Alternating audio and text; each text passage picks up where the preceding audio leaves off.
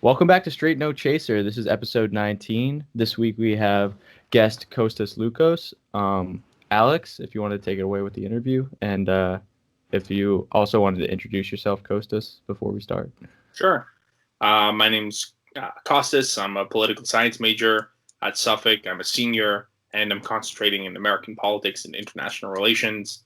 Politics is kind of my hobby and my pastime, as well as my profession. Thank you for having me, guys. Thank you so much for coming on, Yeah, of course. I was really excited for this episode because I know you actually ran for office, so I was going to ask you about that. If you'd like to elaborate a little bit more on like your campaign, the type of people that you dealt with kind of and you had to speak to, and like, for example, like gaining support for the election and the whole process. If you'd like to elaborate a little bit more on that. Yeah, absolutely. So I was running for a position in my hometown of Mansfield, and the position's town moderator. It's not the most glamorous position. It doesn't really decide a lot of things. You kind of just make sure everyone at town meeting keeps their cool, and it doesn't get out of hand.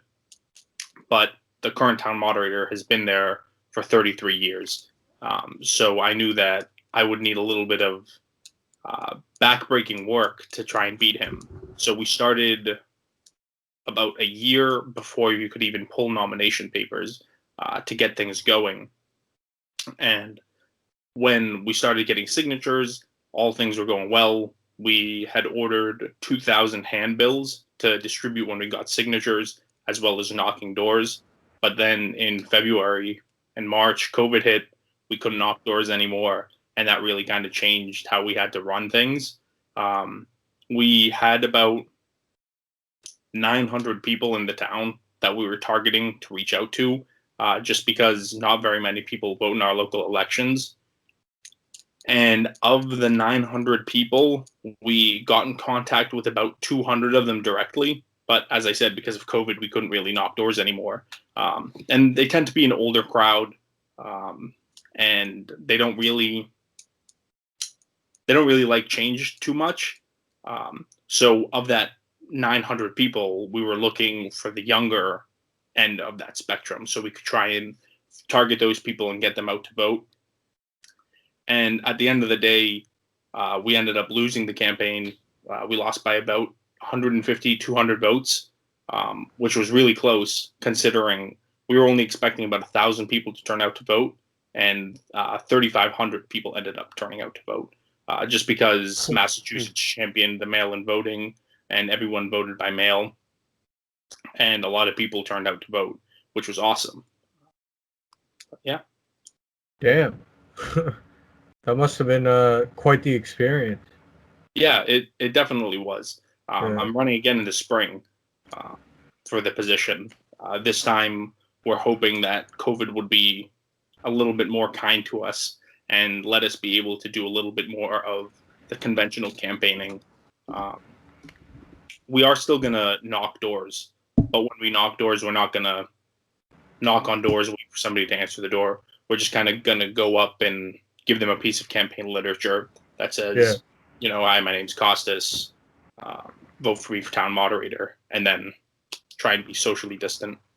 That's I actually smart. have a pretty good question as it pertains to like running for local office. So what's the best campaign strategy? I know you mentioned going door to door. Are there events that are hosted locally in the town of Mansfield where it's like a forum for you guys to all kind of give your take on certain issues? Yeah. So in our town, sometimes they'll do a debate between members of the select board, which is like our town council, city council. But in my opinion, debates aren't really that effective. Very few people tune into debates, especially like presidential debates or senatorial debates, not knowing who they're going to support. But for town moderator, because it's so far down the ballot, it's actually the last position on the ballot, and not that many people know about it because nobody really ever runs for it.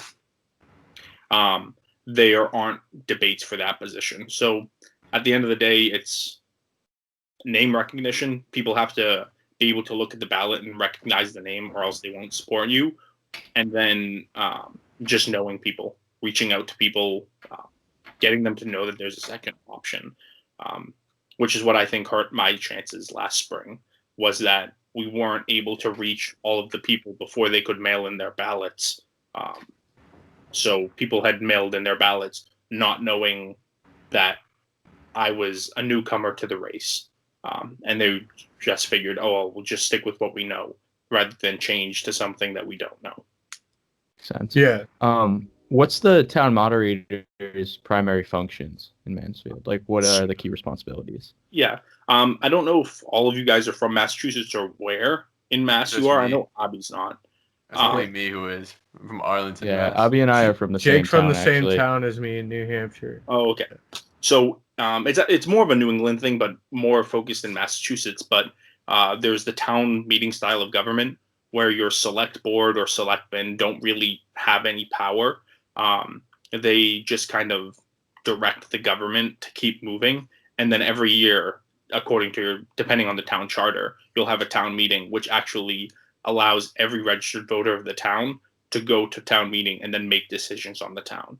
So approving budgets, zoning changes to the charter, things that actually affect us.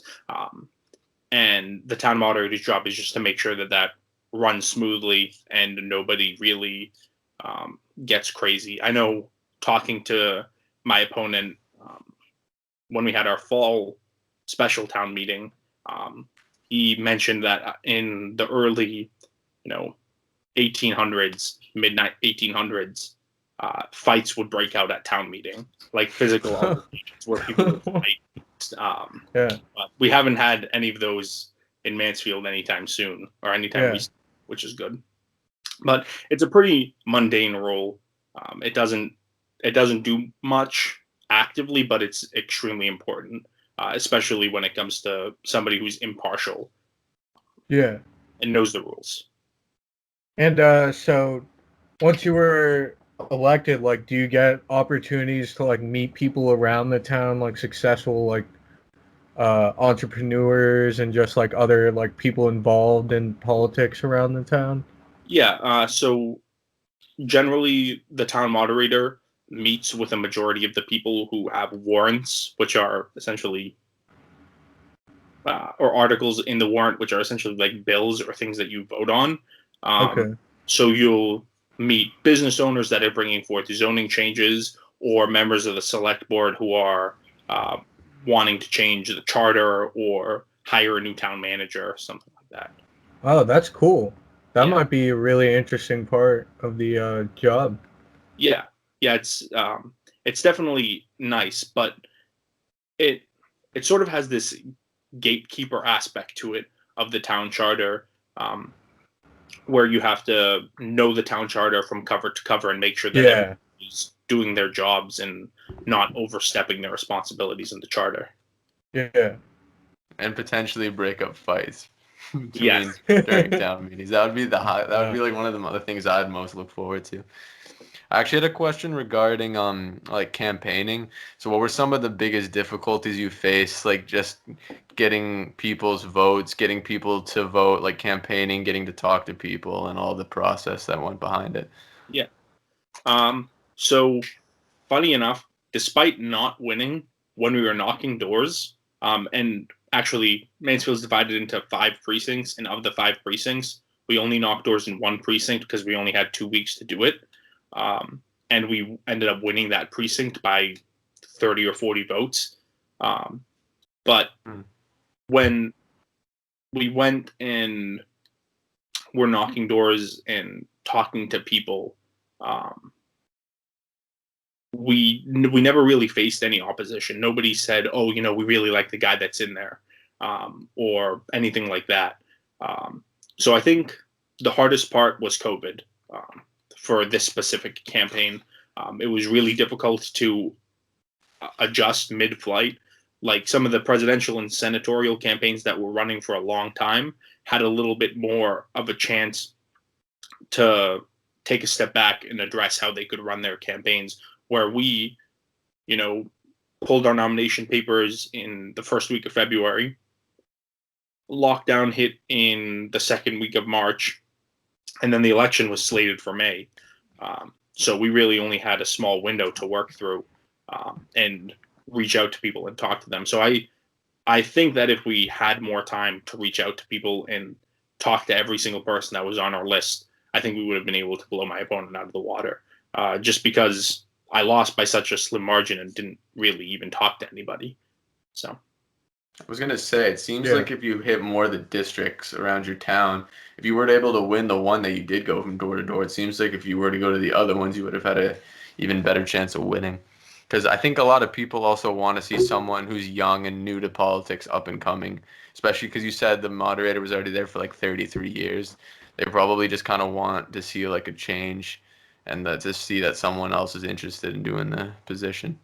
Well, it sounds like you've secured a good amount of votes already, so I guess in this coming year, you probably want to focus on shoring up those guys as well as getting maybe you'd probably want to focus on that other like 200 to 300 people.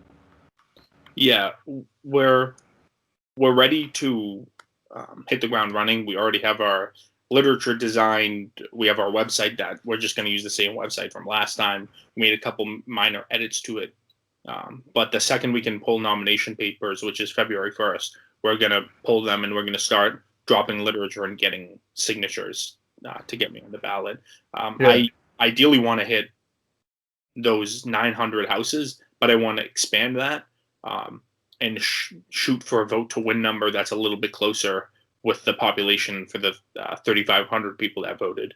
Just because, we, even if we hit our expected vote to win number, we still would have lost. Okay. I got almost double the amount of votes that we were expected. I got 1,600 votes out of the 3,500, and I still lost. And it was almost double what we said that we needed. So that's one of the difficult things, though, I think about getting into politics is a lot of it has to do with people's kind of reputation and people's like if you're like the incumbent, like you're always gonna have a natural kind of upper hand on whoever's new. So I feel like it takes a lot of hard work and a lot of kind of like getting to know people, getting to talk to people, campaigning, and just like a lot of like I said, work and attempts to get into that position before you finally gain all the votes and all the trust in the people that you need. I just think it's kind of tough for people who are new. So yeah, absolutely, it's difficult. But at the end of the day, all the older people that are voting tend to think that younger people are lazy and they don't want to do their work, and they don't deserve to win because they don't do their work. So I guess we just have to prove them wrong and do the work and beat them. So Yeah, Good that's way of so looking true. at it. It's a fact. I mean, And the yeah, best way to learn is through failure, like the best Yeah. way to advance. It's the only I way was to gonna say, learn. I respect that a lot that you're trying to move in there and make like a name for yourself and kind of like change how like because like 33 years, that's a long time for someone to be in office. So you're kind of Yeah. changing up things there. That shows you, yeah, I think it gives it should set a good example for the youth in Mansfield, kind of that one of their like local boys is making this extra step to care for, give back to his community. yeah, absolutely. There's even in the wake of George Floyd and the protests and the rioting that happened around the country, there was a push from some students that graduated uh, a year ago or 2 years ago to allow younger people to be able to vote in our local elections because we elect our school committee, and the school committee should represent the students, their mindset. So they're trying to push to allow the voting age for our local elections be 16, which I'm in support of because that would help me out quite a bit. And that's something that our town clerks had said was that she saw a ridiculous amount of first-time voters because people who I graduated high school with who had never really voted in local elections and haven't had a presidential election to vote in yet, they showed up to vote because they recognized my name, saw my signs around town. So I'm hopeful with that push to get 16-year-olds to vote in Mansfield, and my brother being in the graduating class, who will now all be able to vote, even if that doesn't pass, giving me the extra 200, 300 votes that I need to win next year. I actually Yeah. agree. I agree with the initiative because I feel like if you're old enough to operate a vehicle, like on highways and such, like you should be able to have the right to vote, even like in all parts of the country, not just in Massachusetts. I feel like that's a pretty good stance to have on it. I'm pretty much pro like everything that extends people's freedom. So I like the initiative. Yeah. Has it gained traction at all? A little bit. Okay. Yeah. They're working on a couple different projects, and that one is a little bit harder because it needs to pass town meeting, and you can't vote because it would be a charter change, and you can't vote in town meeting if you're not registered to vote, and you can't be registered to vote unless you're 18. Okay. So Okay. it's kind of like suffrage for women. The women don't really have an option as to whether or not they get suffrage or not. It's up to the people who can vote. Yeah. So they would need to mobilize their parents to do that. But I'm on the same mind with you. I think the rallying cry of the American Revolution is no taxation without representation. So if you pay taxes, and you can pay taxes at 16, you should be Yeah. able to vote. You should have Yeah. a say as to how your money is being spent. Yeah, exactly. The government's so already true. taxing you at 16 if you're working. I also find it funny because there's a lot of people I know out there when they've talked about this being a statewide thing before in Mass, and there's a lot of these mostly older people that are like, oh, like no one knows anything at 16, like they don't know what they're talking about. I was like, half of you old fuckers don't know what you're talking about either. Like, have you see some of these people who get voted into office in like the Senate, like Mitch McConnell, like clearly, like he was one of the first senators to regain his seat. I was just like, what are you doing? And like there's so many examples. So I think there's a lot of 16-year-olds out there who are into politics who have the potential to make good change for our community and society. Yeah. I agree. Also, I'd like to add on, like, local politics is far more respectable, I think, than federal politics, because with local politics, like, you're actually there on the ground, and like you're actually like living in your town. You're meeting everyone there on a day-to-day basis. You're not getting caught up in the bullshit of Washington and the bureaucracy. You're like, it's like from right next door to like action, you know? Yeah. Yeah, I mean, it's actually kind of a funny story. When I first started getting involved in local politics, I got appointed to our conservation commission. And when I got appointed to our conservation commission, I was talking to one of our elected leaders about a street light outside our house. In the recession, the town shut off every other street light to save money. I'll give the town props. They are very fiscally responsible. They know what they're doing to save money for the town. But they shut off every other street light, and they never turned them back on because it was saving so much money. Why turn them on? And I made a joke to one of the members of the select board who appointed me and said, "Oh, now that I'm a member of the town government, maybe they'll finally turn that street light back on." The next night, the street light was on outside my house. Oh, wow. So That's cool. It's an interesting, fun story. I mean, Yeah. you walk down the street, you talk to your city councilor, your town councilor, whoever, about the road, and they'll try and get that paved for you. You send an email to Senator Warren, Senator Markey, whoever. It might take you days before you even get a response, and the response is probably some automated email response from some intern. Yeah. Yeah. Yeah. I was gonna say the change, it always comes from the bottom up, not the top down. Yeah. That's always where it starts.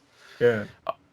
So I'd like to talk a little bit more about how you've been active at Suffolk and what you've been involved in doing at Suffolk.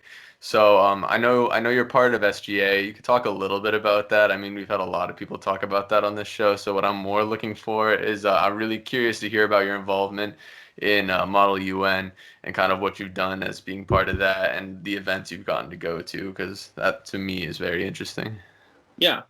I'll try and focus on Model UN a little bit more. I'll throw SGA in a little bit. Sure.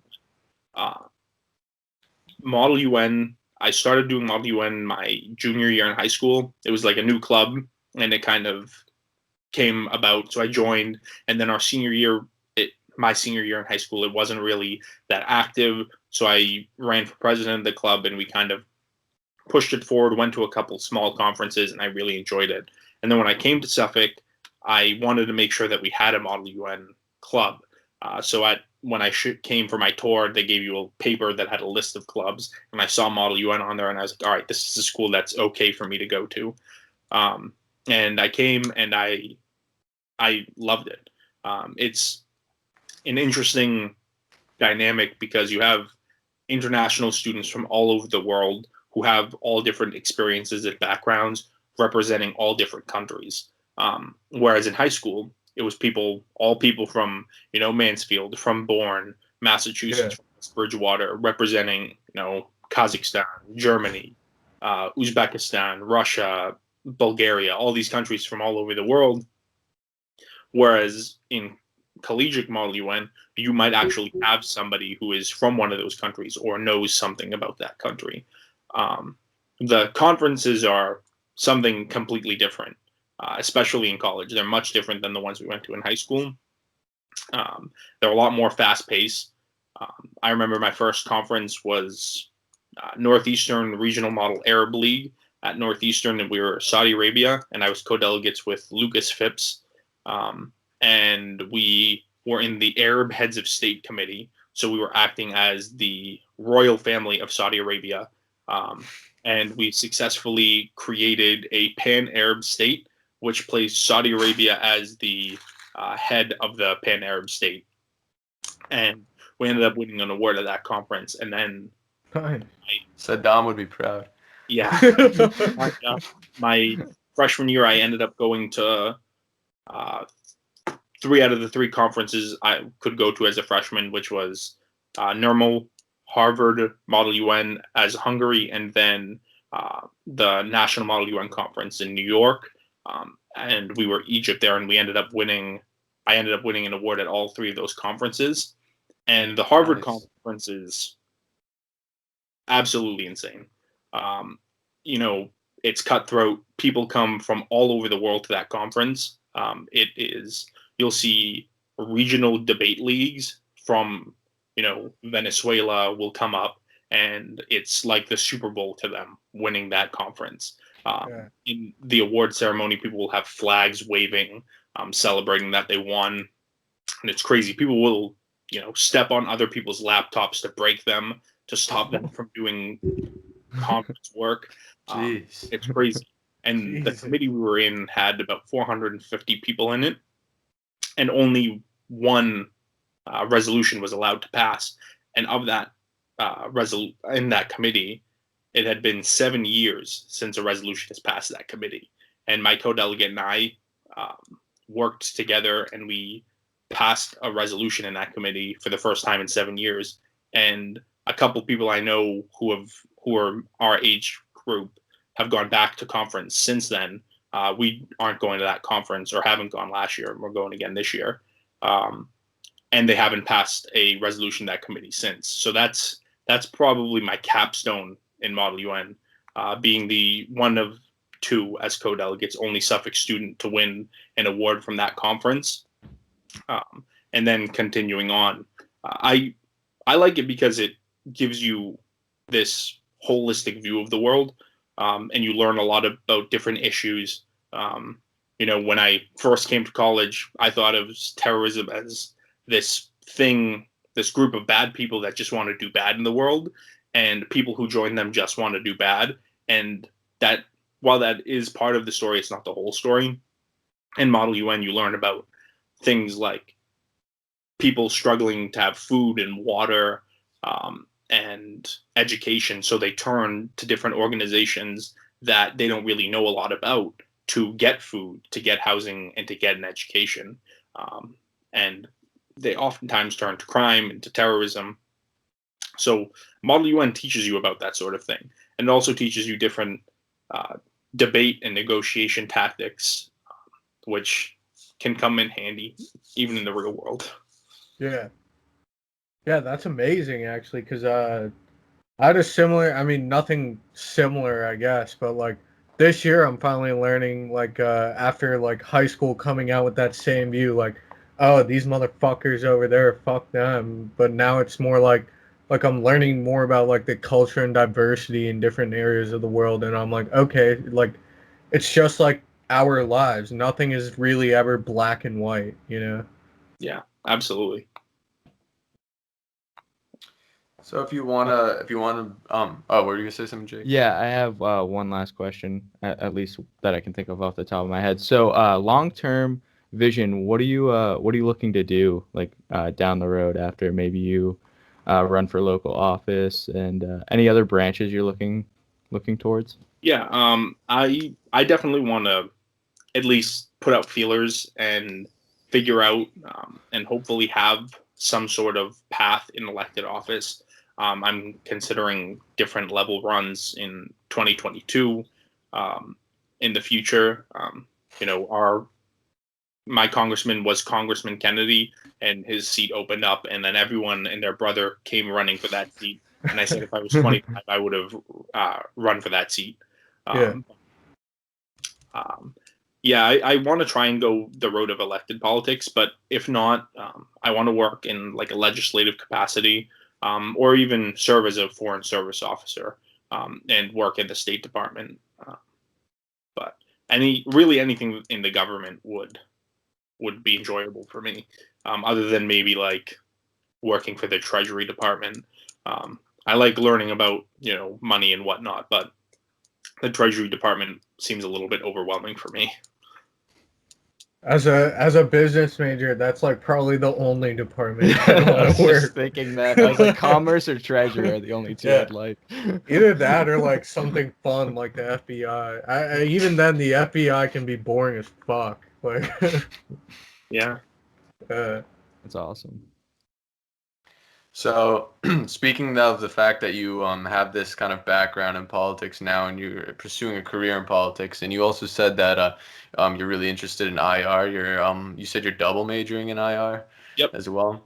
Yeah. So I was thinking about asking you a few questions about some current conflicts that are going on in the world, specifically because I know you are Greek, the Greece-Turkey conflict in the Eastern Mediterranean.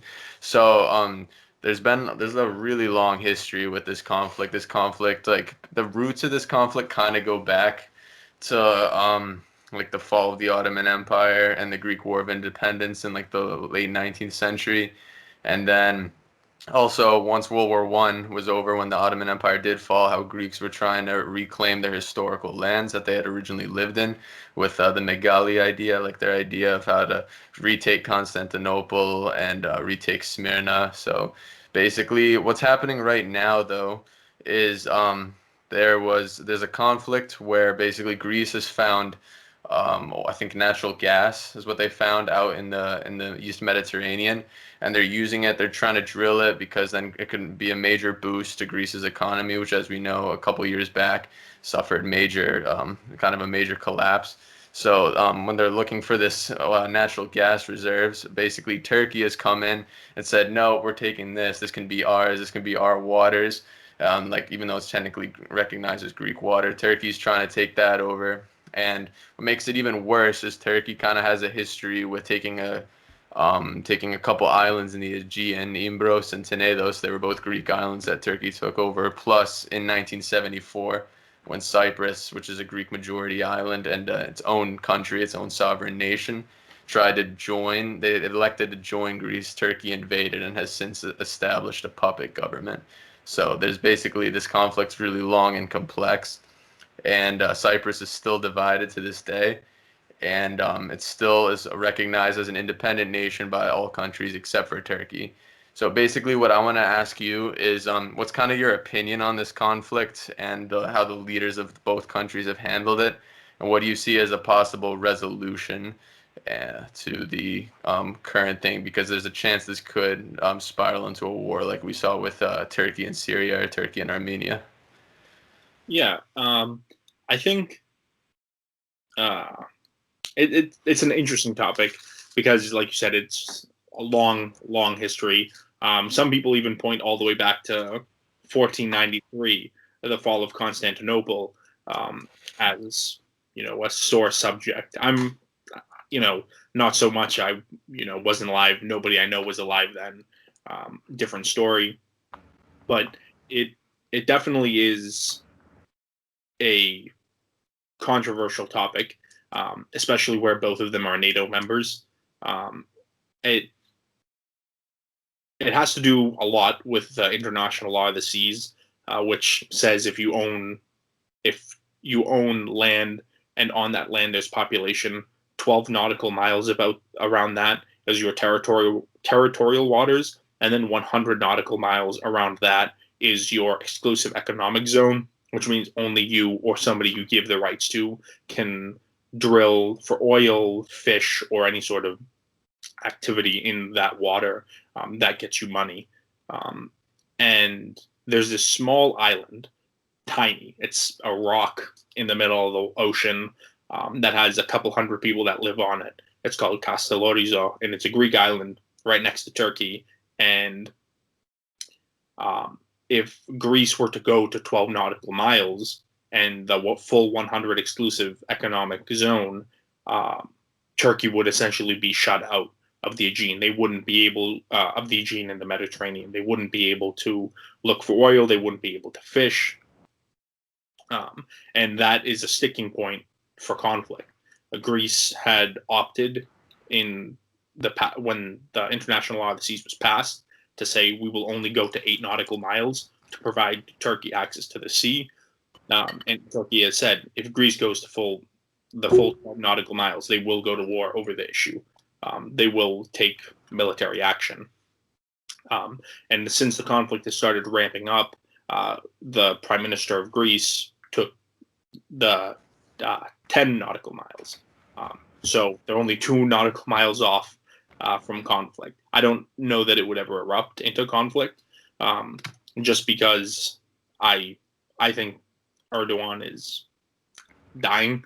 I think he's going to be out of the picture soon enough, and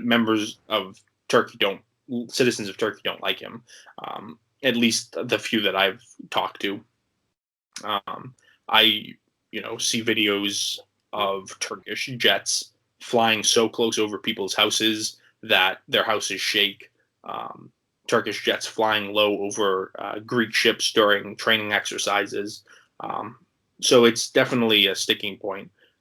One thing that the United States has done has been, because of actions in Syria, but also in Greece, they have moved or said they will be moving their military base out of Turkey and be relocating it to Greece, which is a big indicator as to where the United States may stand if a conflict breaks out. So I'm hopeful that one doesn't, just because, ironically enough, Greece and Turkey are the two countries that meet the funding requirement to NATO of 2 or 3% of your GDP. Even though Greece has no money, they still pay it anyways. That's smart. Yeah. I mean, that's NATO and the EU are really the only thing that's protecting them.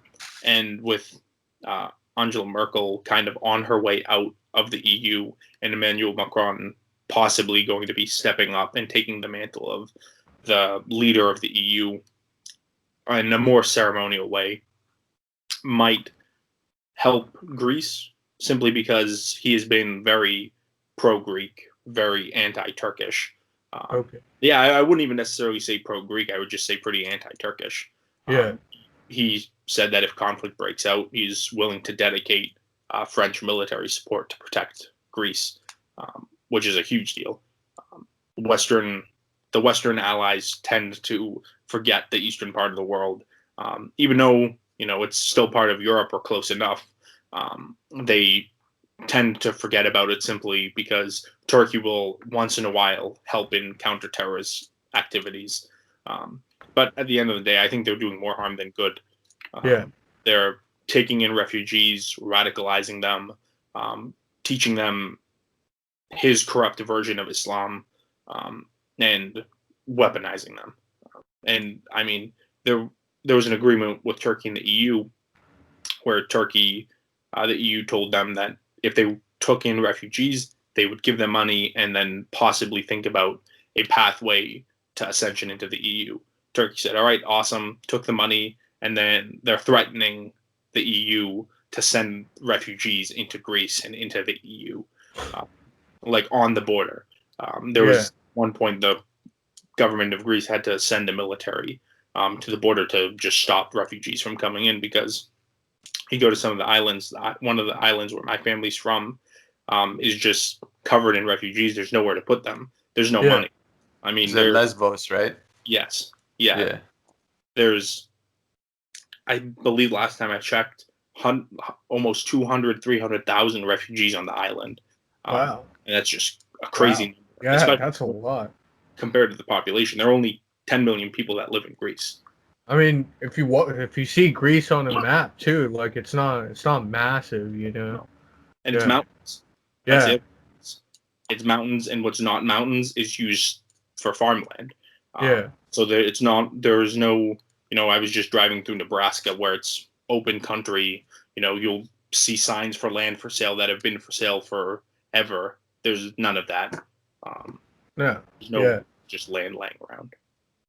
What's it called? Just speaking to your point, it's like with Erdogan kind of dying, it's like how can someone take on the amount of conflict he has and still like he must be so stressed. Like his constant daily life must be so full of like just different things going on in so many different places.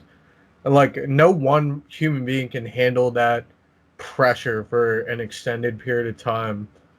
And the other thing I'd like to say is like I feel like I can't really see Greece ever having a ton of money because like the way of life there is very like calm and like it's great for like the human mind and spirit, and that's a really great thing that like Greece, like people find in Greece, but that also makes them susceptible to things like Turkey acting over them, you know.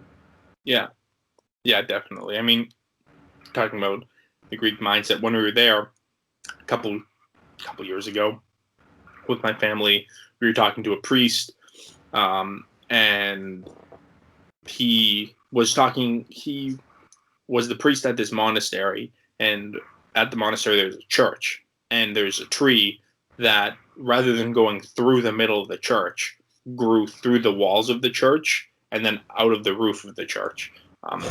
It's a pretty amazing thing to see. How'd they do that? It just happened. Wow. It's how it grew.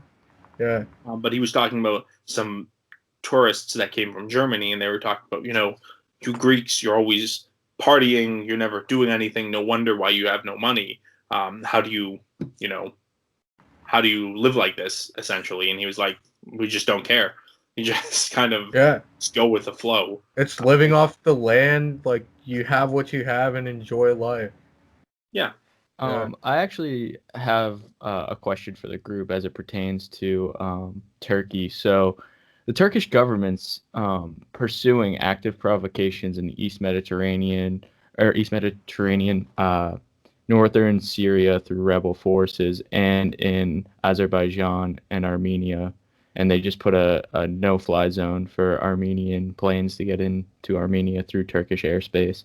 So where do you guys see this going, where it stands with Turkey in the NATO alliance? Do you think that the members might end up voting them out? What's going to happen long-term to Turkey? I think it's actually good you pursuing these goals? It's good you bring that up. I was actually going to bring that up. So basically, one of the only, I think, at least from my perspective where I see it, one of the only real reasons why Greece isn't going to war with Turkey right now, or vice versa, why Turkey isn't just attacking, is because Greece has NATO and the EU backing them up, which Armenia didn't have, for example. Armenia just had Russia, and you can't trust Russia. So like they just had those two.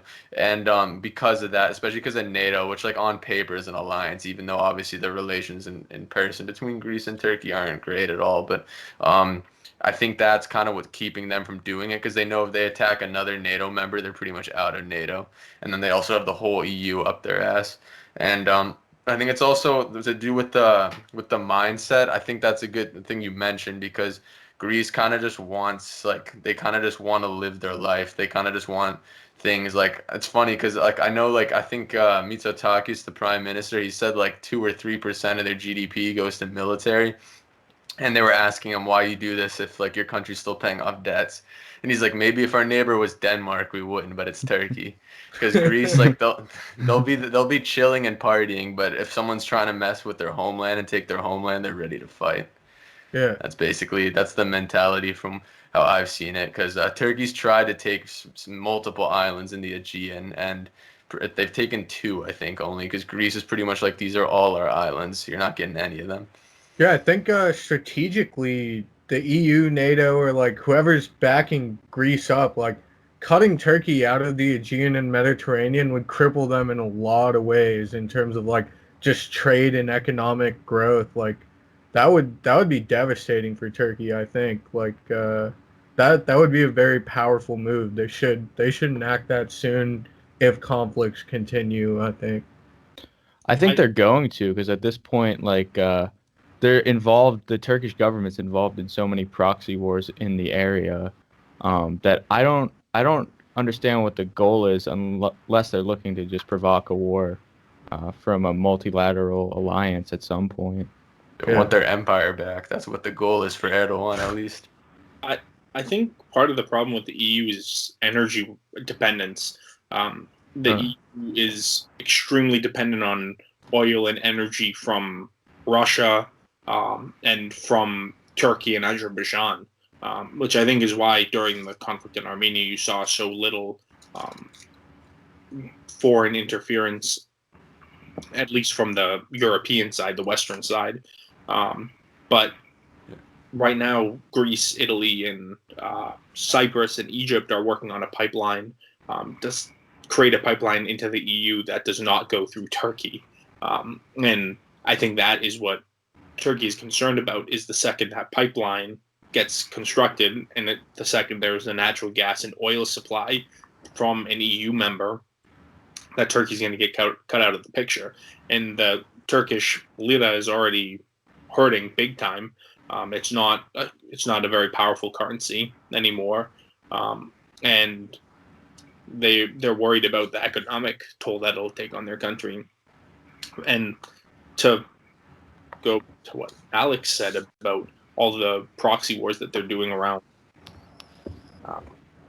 the Mediterranean and around the world, it totally has to do with them having some grandiose idea of bringing back some sort of empire, which will never happen. An ancient empire, like they're so far removed culturally from that. Like what? The Ottoman Empire was called the sick old man of Europe for a reason. Yeah. Yeah. All these empires that once existed are never coming back. No way. They can't possibly come back. And since you mentioned, I was going to say, Alex, your mic. Because I was going to say, let me get one thought in real quick, because I know where Jake's going to go with this. So I just wanted to bring up real quick. It's interesting too that you mentioned Macron, because I think Macron stepping up as the main leader of the EU would be a good thing, because Macron and France seem to be one of the only countries really telling Turkey to back off, because they're supporting Armenia, they're supporting Greece and Cyprus, and actually now finally you see Belgium and the Netherlands and Germany too. They're going a little bit more towards putting sanctions against Turkey. I think actually recently Erdogan visited North Cyprus, like the occupied part of Cyprus, and that kind of was one of the final things that said they're like, okay, now we're going to start trying to do an economic blockade on Turkey so they don't get any. And I just wanted you to real quick just talk about, you said you visited Cyprus last summer. I just wanted you to briefly talk about how that was.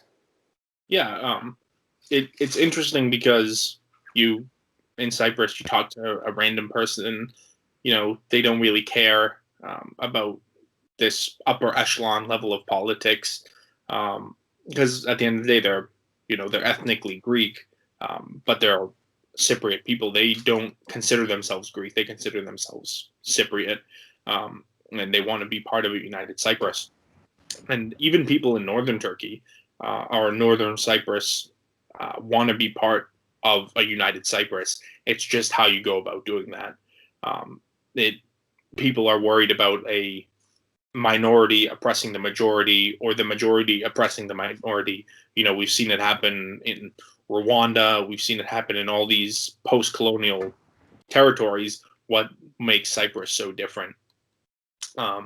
And it was a surreal experience.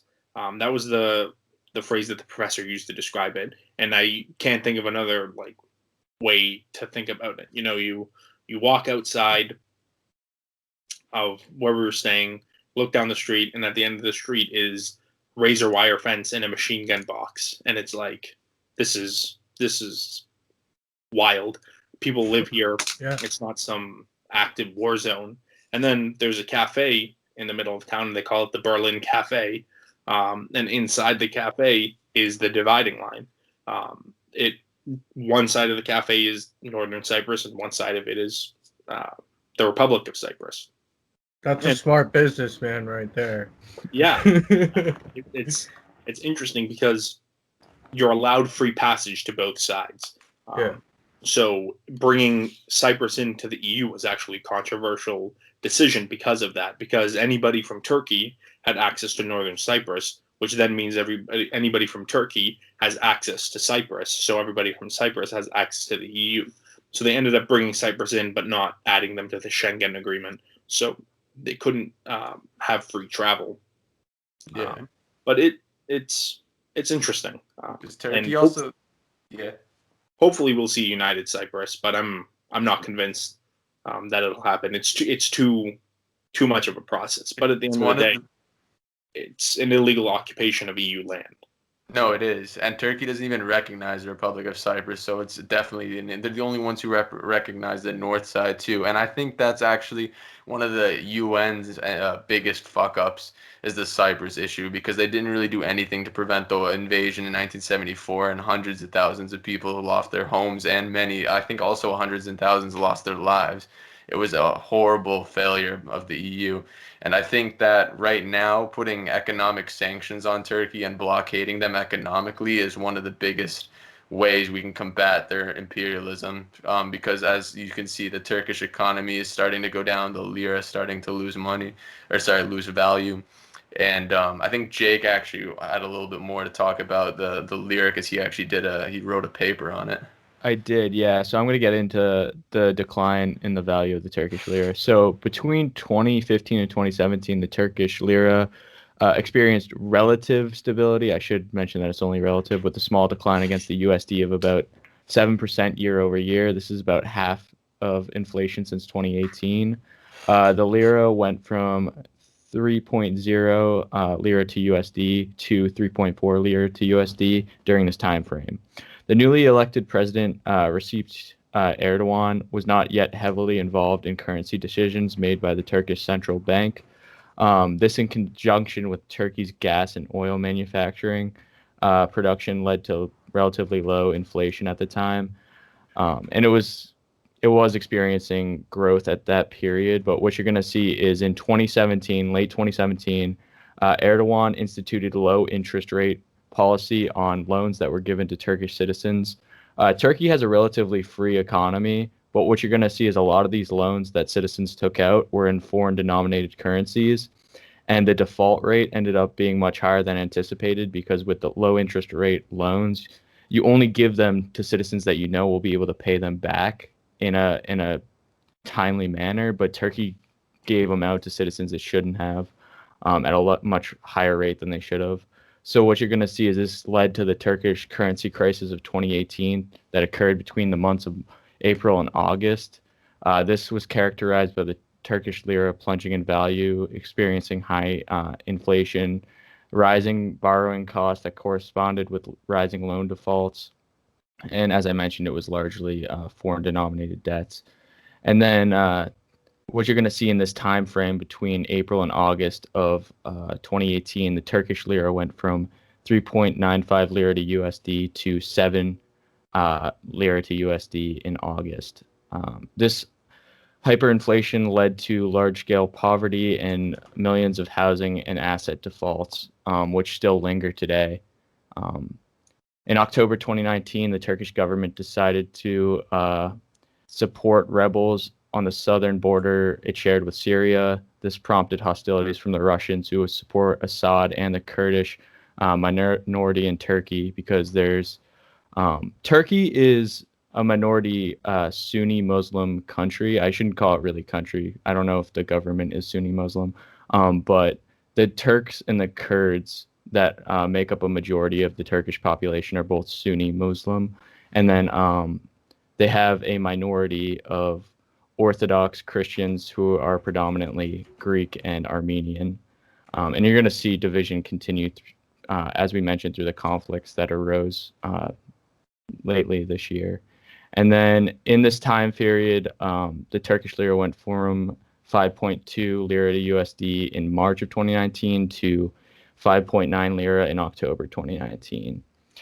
And this has only continued into 2020. The Turkish lira continues to decline in value and inflation continues as the lira currently sits at 7.63 lira to USD, and its highest rate of inflation landed it at 8.2 lira to USD. Many foreign investors have lost faith in Turkey due to geopolitical risks in the region, and there's very little demand for lira-based assets. People are not trusting the Turkish currency like they used to. And yeah, I mean, that's basically what I have on the issue. You're going to see a continue decline in value of the Turkish lira. COVID has also affected it recently this year with a decline in economic growth. So I think some of Turkey's territorial ambitions probably stem from the performance of its economy, which is majority textile and gas production based. Interested to hear what you guys think. I think it's interesting.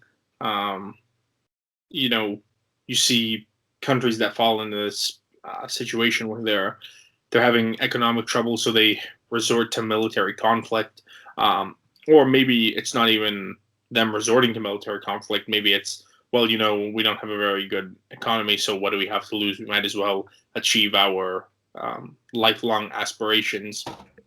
It's kind of, I don't want to say similar situation to Germany in the 1930s, but it kind of is, just at a different rate. With this inflation that's occurring and economic troubles, so they try and resort to military conflict, and maybe that's their way of shoring up their economy, creating a wartime economy where they can mobilize the population behind something and get production ramped up, and start arms manufacturing and whatnot. Yeah, it's a good point. And I should mention, so in 2015, the Turkish lira sat at 2.5 lira to USD, and right now it sits at 7.8 lira to USD. So it has quadrupled in inflation in the last 5 years. So it's hyperinflating. Essentially, yeah. Yeah, and it's only getting worse. I should have said triple. It's tripled in inflation in the last 5 years now. Overall, it's a bleak outlook. Overall, I think we brought up this point lightly earlier, but it's like just the lack of information we get from this region of the world. Like, I read, my main news sources are BBC and Al Jazeera, because I feel like they both provide good, like, world news as well as business news, just overall. And, like, I don't hear anything about what's going on in, like, Eastern Europe. Like, that stuff is just maybe a little bit, like, it's covered lightly, but there are no news outlets that really talk about this stuff. It's kind of crazy. Like, we're seeing a country with a scary, charismatic leader. Well, I guess the country doesn't really align with him, but we're seeing a lot of people do though. We're seeing a leader who's hyperinflating his country's economy and starting conflict, and is like wants to bring back an empire. Like, these are very scary signs, I think. I think what Erdogan's strategy is in this is, like, the Turkish economy is performing so badly, and you're seeing rise in homelessness and poverty in Turkey. And he's saying, oh, don't blame me. Blame these external factors that are preventing, like, our economy from desperation throughout history has not led to good events overall, I'd say. No. I think the other point is the foreign denominated debt by Turkish citizens is going to lead to problems internally, because it'd be one thing if it was lira debt and it was only domestic exposure, but now Turkey's economy is globally exposed, and it's primarily in USD and what do they call it? What is the euros? The euro and the USD. So most of the debt is owed to outside investors. Yeah, I think to kind of touch on what you said there, I think that's going to be a huge problem for Turkey in the future, and maybe not even the government if there's some sort of financial collapse, but the people of Turkey, because the debt, the government that is leading Turkey right now might go away, but that debt's not going away. If you owe money to Goldman Sachs or Deutsche Bank, they're going to get their money from you one way or another. Yeah. They'll take it from your assets. They'll get it. They'll bring their team of world-class lawyers with them. It's also scaring future investors that are foreign too from coming into Turkey and investing in lira-based assets. So you can see why they're pushing for territorial ambitions and military force around the world, because internally they're collapsing. Well, their financial collapse has already started. Homelessness is rising, and their currency has lost value by like 3 times its rate. That's a collapse right there already. Like, yeah, it is. And second of all, they're still in open conflict. They're still spending a shit ton of money. It's only going to get worse. It's only going to inflate even more. 3 different conflicts. They're That's in why they're 3 trying different open conflicts. Like, they can't get better if you're in 3 open conflicts. And they're trying to start a 4th by stealing Greece's gas, which they need to save their economy. They're really screwed. Oh, Jesus. The world turns a blind eye. They might get away with it. I mean, yeah. But the longer it sounds like the EU isn't gonna let that happen though. I'm not sure though. I'm not too but well the EU's a little slow. I mean, NATO is also not going to do too much because of Turkey. Turkey needs to get out of NATO, honestly. If any, at this point, I think. EU at least, like I said, they're attempting to do sanctions, and several countries are considering a military blockade, like France, for example. Yeah, my thing is, as long as Turkey's focused on military force, they're not going to address the problems internal that are affecting its economy. So it's really only going to make the situation worse. Like if they were investing in education infrastructure and rebuilding Turkish tax code, go a lot further than just trying to take over land that's external to Turkey. Oh yeah, it's interesting. Like you see something like that in history in the Soviet Union, where they were just as Nikita Khrushchev said, pumping out nuclear weapons like they were sausages. They were creating this huge military industrial complex and just spending all this money on military spending. And the United States was too, but the United States was making money. We were trading. We were getting involved in the world economy, investing in our schools, building highways, and the Soviet Union just wasn't. And because eventually the people just got too tired of it, and there was no mighty revolution that changed that, but it was slow over time, and through internal factors of the government, it kind of just fizzled out and stopped existing. Sure, Russia is doing their own little bit of expansionism themselves, but it's nothing compared to what the Soviet Union was doing when it came to military. Yeah. I think Turkey's going to find themselves in that same boat in a couple of years. I'd say one point that's different between the two is the Soviet Union, in doing that, they produced some of the most intelligent minds and scientists the planet had seen at the time. Turkey doesn't have that. Yeah. They're trying to claim that guy who works with Pfizer. German Turkish scientist, but I think he got educated and grew up in Germany. Yeah. The main point for me though is Turkey's not on the world stage as large as the Soviet Union was when it had its reign.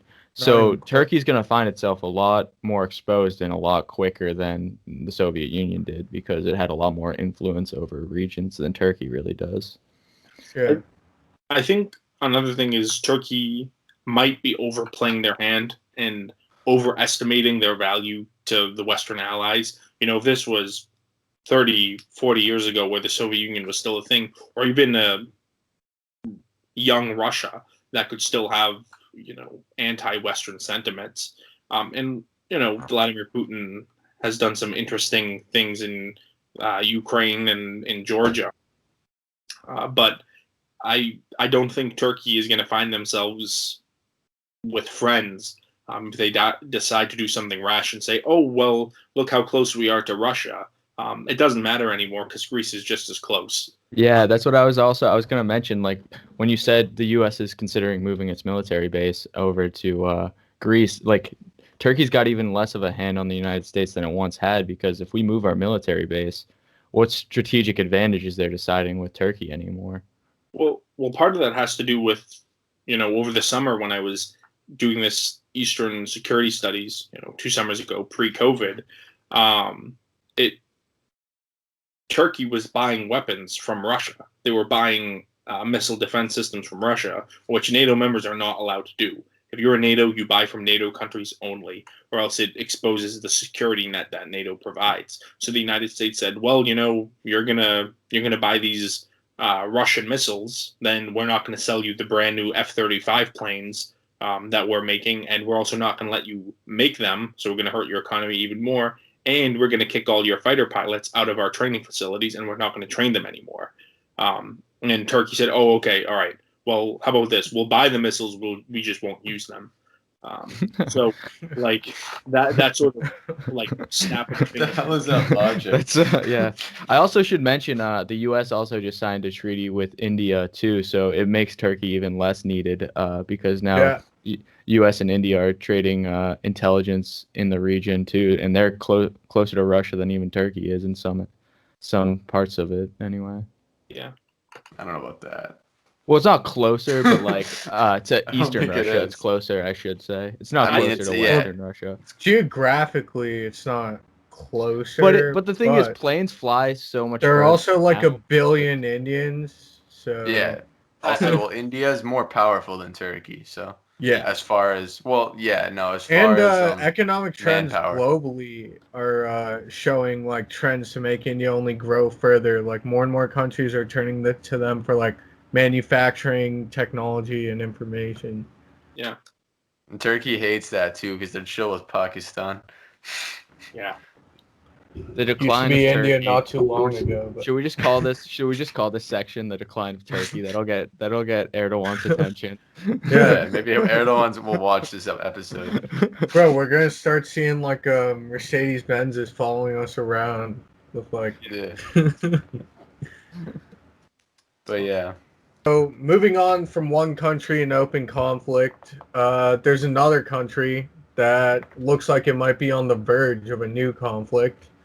So Iran is currently undergoing what some are saying a nuclear crisis. I wouldn't quite call it a nuclear crisis yet, but the Western powers want it to be seen as that. So first, I want to get into the history of this. So the Obama administration in 2015, alongside UK, France, Germany, and Russia, signed a nuclear deal with Iran because Iran was showing a growing nuclear program.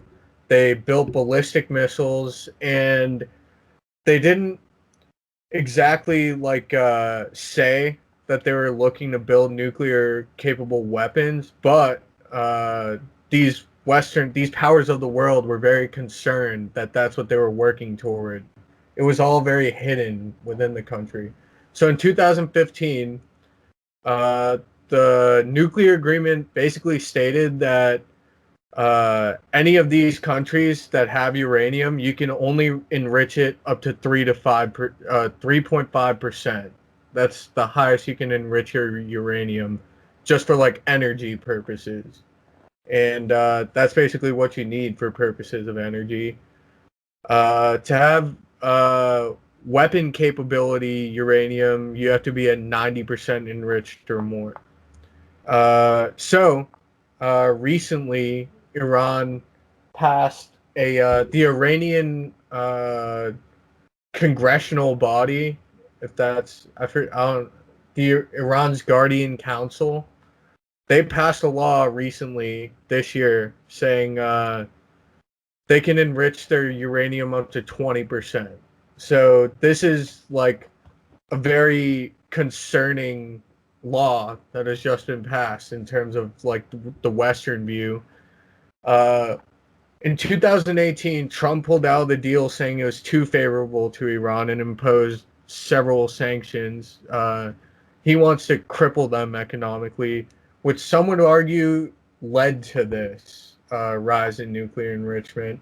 So, what is the U.S.'s foreign policy here? Is the U.S.'s foreign policy to cripple the country, which would make them more desperate and make their need to develop nuclear weapons more necessary?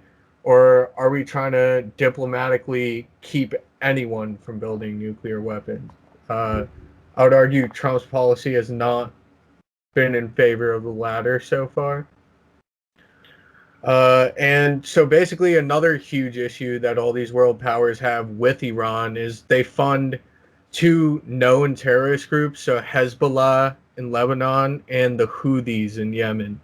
So this is a big issue, and they're concerned about nuclear capabilities because the country has not let go of this lately. And just a few days ago, the leading nuclear physicist in the country was assassinated, and no one knows who did it yet.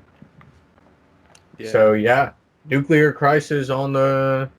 I wouldn't call it a crisis yet. I don't think it's at that level, but this is some pretty concerning stuff, I think.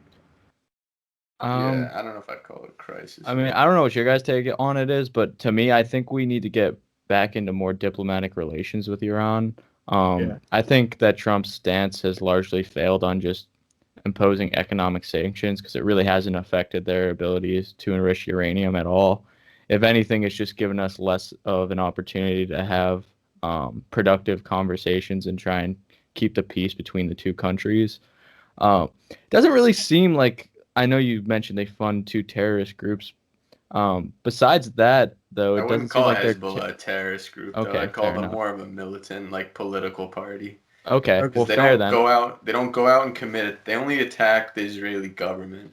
I mean, But they it have doesn't attacked seem- civilians, but still, It doesn't seem like not it- randomly. I mean, they've attacked civilians, but it's yeah, like, but that's like, not the all right, goal. so has the Israeli government, though. That's the thing. Yeah, I mean, to me, the funding the hostile groups, they might not be terrorist groups, they're more militant groups, but like America can't really give them shit for that. I mean, that's pretty hypocritical. Yeah, Yeah, America listen, will we give do them that all shit the for that. time. like as if we Yeah, haven't I done mean, that. we do that all the we still fucking do that. We're doing that fucking We're doing that now. right now. We just don't know who they are. We just don't know who. Yeah. Yeah. We'll find out in like 10 years when we go to war with some random leader. When the CIA declassifies documents, we'll find out Yeah. 20 years from now who. Yeah, exactly. I agree with Jake. I think we have to be focusing on establishing better diplomatic relations with Iran. Because the thing is, I don't agree with Iran's government at all. I think they're psychos.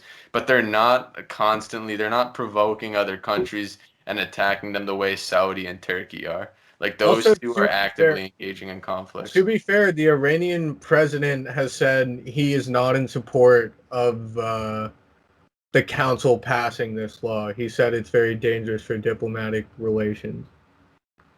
Okay. I think I would agree with you guys and think that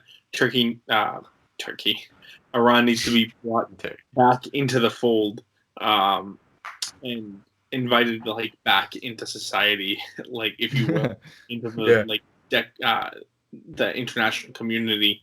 Yeah. I mean, the tension started between the United States and Iran when we overthrew their government and instilled a dictator there. And I don't think that conflict with Iran would ever be good for anyone.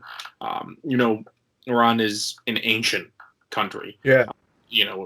Persia, they still all speak Farsi like they did hundreds of years ago. And the borders are relatively the same.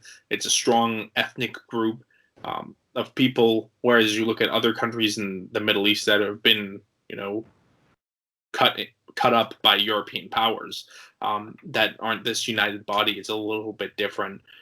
You can't expect to like waltz into Iran and roll through them in a couple of months like we did in Iraq. No, they're an organized country. They have an economy. Like they're advanced, I would say.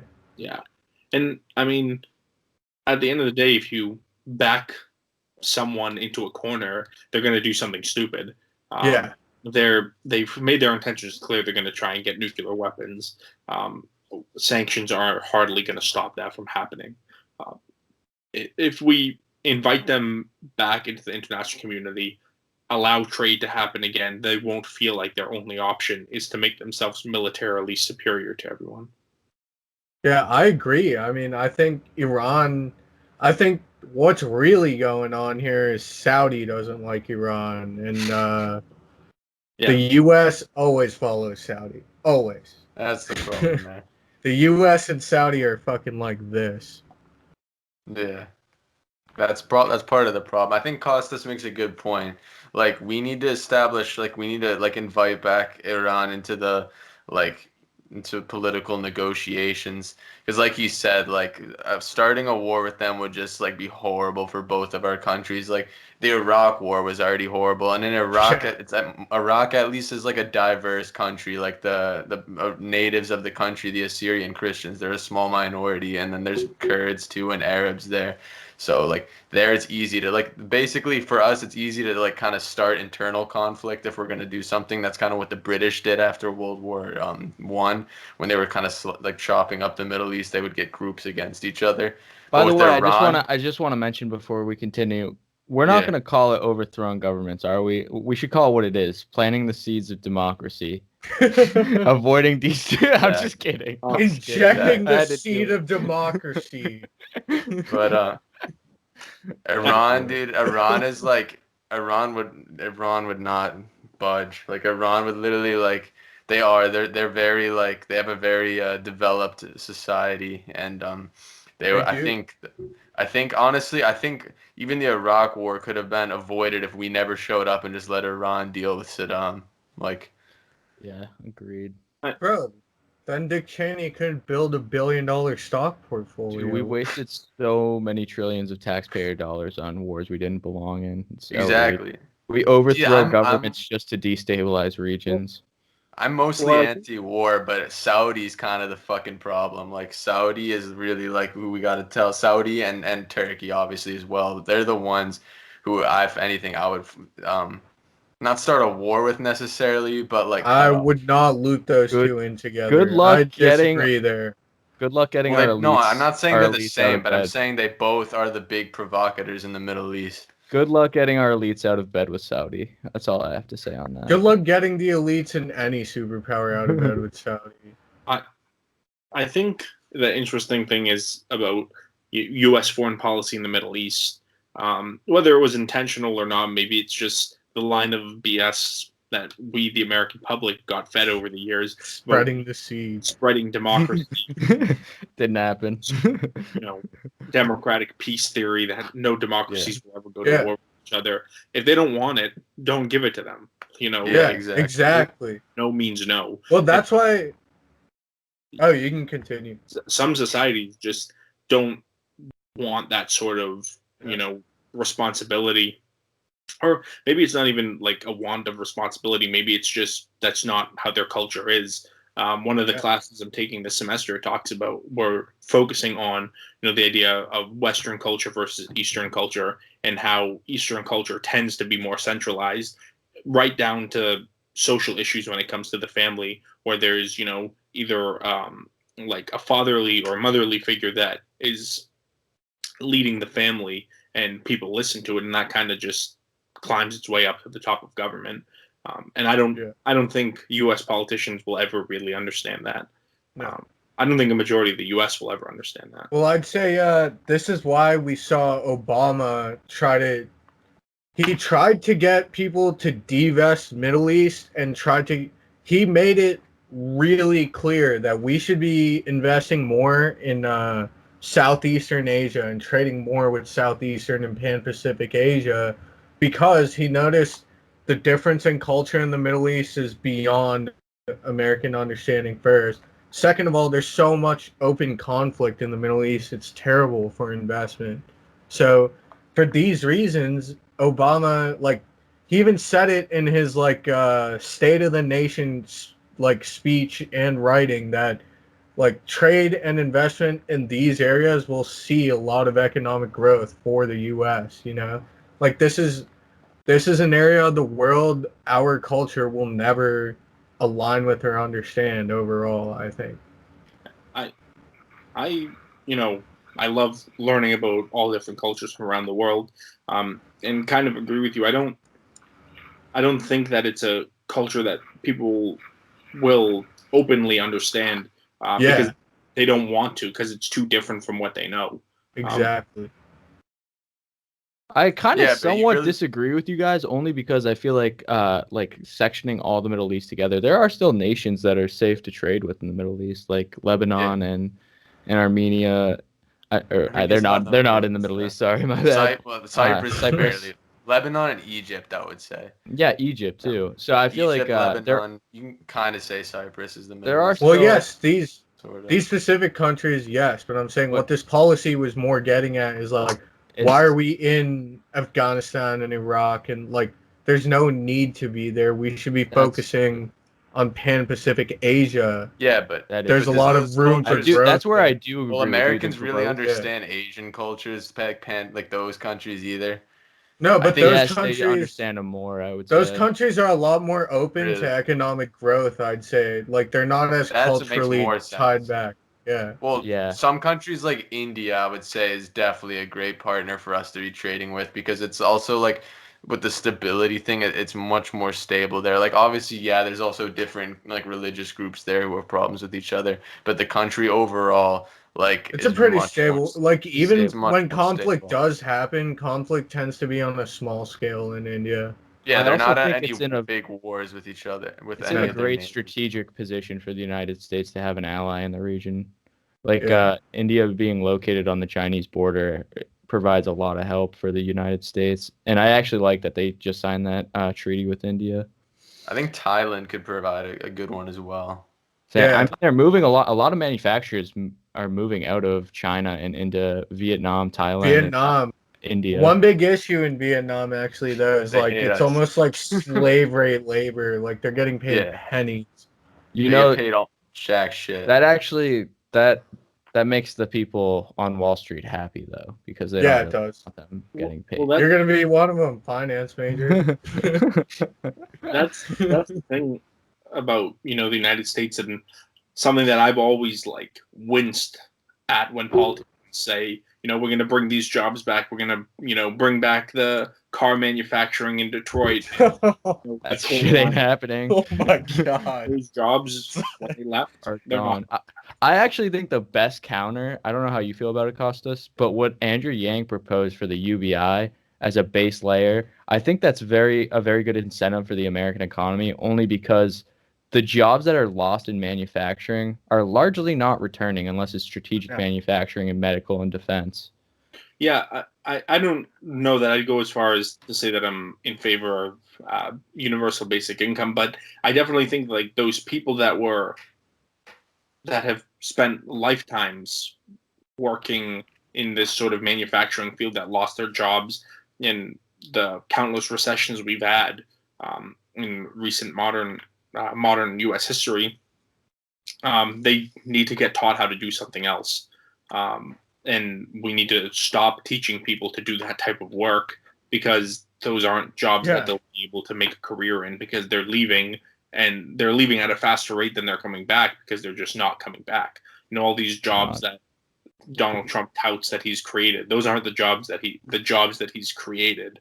He hasn't created half the ones he The touts that he problem created specifically as in well. manufacturing is we don't have competitive advantage. Like I walked around the streets and counted cars. I would say 70. Comparative. Comparative advantage. Like I walked down the street and 70% of the cars I counted the other day were Japanese cars. They're not American cars. Yeah. Like it just shows you in a lot of manufacturing spaces we're losing comparative advantage to a lot of the countries that can just make it with cheaper labor. And I think it was Japan's a pretty developed nation too, and they can still yeah. outcompete and beat us in car manufacturing. I think Well, I think I what was will. Yeah, go ahead. what's really smart about Andrew Yang's proposal with UBI is he wants to keep income tax relatively the same, but he's not pulling UBI payouts from income tax. He's pulling those payouts from technology and software tax, which is what the US produces on the highest level. Yeah. Like people all around the world buy software from the U.S. I actually like the and tax he has. airplanes, which is pretty great. The Airplanes is a value pretty cool thing to sell. the one thing I say, regardless of UBI, I think a value added tax where it's based largely on economic activity instead of personal income tax works a lot better because Yeah, every time money changes hands, you get taxation on it, even if it's it's just your country is throughout. putting that money back into you. It's and the thing is, it would affect technology at a disproportionate rate because a lot of taxes don't really apply to tech companies right now. No, Like Amazon would see a larger percentage in taxes because they don't pay any federal income tax because they have good accountants. because they have amazing accounting. So Good if you had account. They have if you had they have a the VAT best tax, fucking accountants. if you have a VAT They tax, have there's no the loophole. accountants. There's no loophole for Amazon to get out of a VAT tax. Yeah. That's kind of what I like about it. The U.S. actually does kind of have the potential to lead the automotive industry again, though, with Tesla. Tesla is do. really like the Right. first They do. innovative car we've had Gigafactory. since like the 80s. Yeah.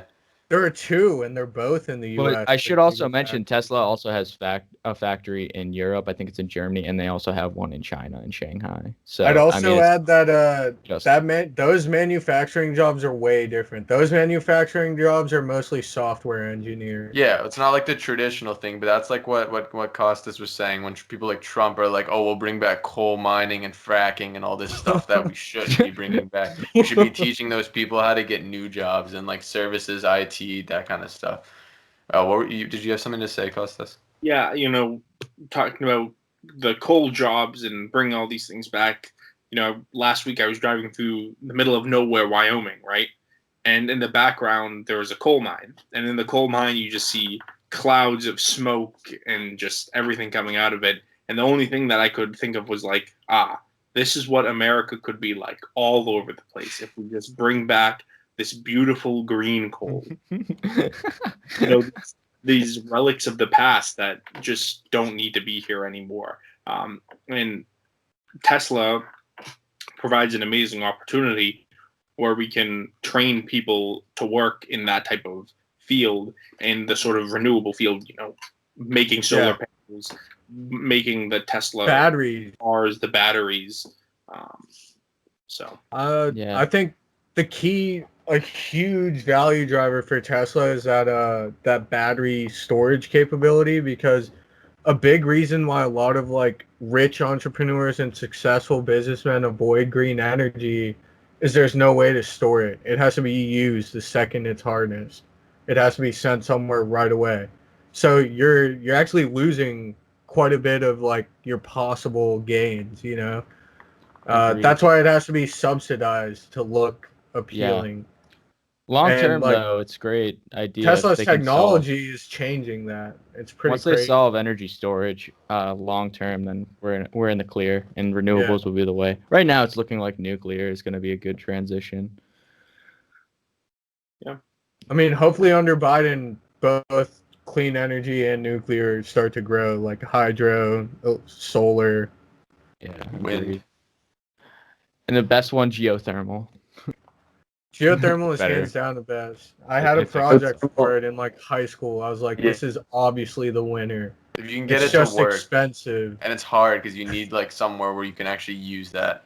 Yeah, Yeah. it's super expensive to do it right. The mining equipment's very expensive. They also have to drill really far down to Yeah. get geothermal energy. I watched the guys do it at my old work. At my old Yeah, you're internship. essentially drilling like through to a tectonic plate. Yeah. Like, All right. Are we ready for Reddit advice? Yeah. All Yeah. right. So, Costas, we do this thing every week where we go on Reddit and people ask on this forum for advice, and we give them our best advice we can. All right. So this one kind of is like good for our age group, I thought, because it kind of applies to all of us, at least who use their phones in contact with their friends regularly. It says, I want to ghost my friends. I want nothing to do with them anymore. How do I do it? The friendship has run its course. This wouldn't be a problem except for that Christmas is coming up, and my family and friends know about mine. I guess my friends probably. I don't know what to do. There's no salvaging how I feel. The friendships are over. I can't act fake anymore. I want nothing to do with these people. I'm slowly distancing myself and going to pull the plug after Christmas, But what about after then? Normally I would just block, but I can't in this situation because one of them will reach out. What should I do?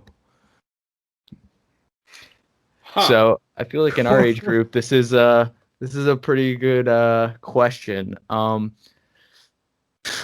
What would I do in this situation? I feel like I would at least try and stay civil throughout Christmas, and then after Christmas, honestly, just don't respond to their texts. Yeah, That's probably that's the a best pretty way to good do way. it. Just don't respond to texts, and then eventually they'll just give up on you and find new friends. Especially if you're in Yeah. like college age. If you're past college and you're in like your 30s, this could be a bigger problem because your life's a lot more set up and you can't escape a lot of things. Yeah. Yeah, if you're our age, I mean, just be like cordial and flake on mad shit. And that's pretty much all you gotta do. Yeah, well, to me, it kind of sounds like a friend group. So it sounds Yeah, like it you're all right does. with whoever this is. So you can kind of just dip out after Christmas, I guess. Just agree to shit and don't show up. That'll piss them off enough. And just do it a lot. Do it a lot. All the time. All the What I time. would do, you know what I would do? I would just start hanging out because I'm assuming that he wants to hang out with different people that he already's been talking to. So I would always plan shit with that new friend group and just hang out with them, and then eventually the people would kind of get the hint that they've moved on. Ooh, here's a good idea. Hang out with the new people and then like post it on Snapchat or wherever your Yeah, friend, your that's what like I'm old saying. friends see it, so they know like, oh, he's got a new group of friends that he's hanging with. That's pretty Yeah, so it'll be kind of like a slow death. good. All right, do we want another one?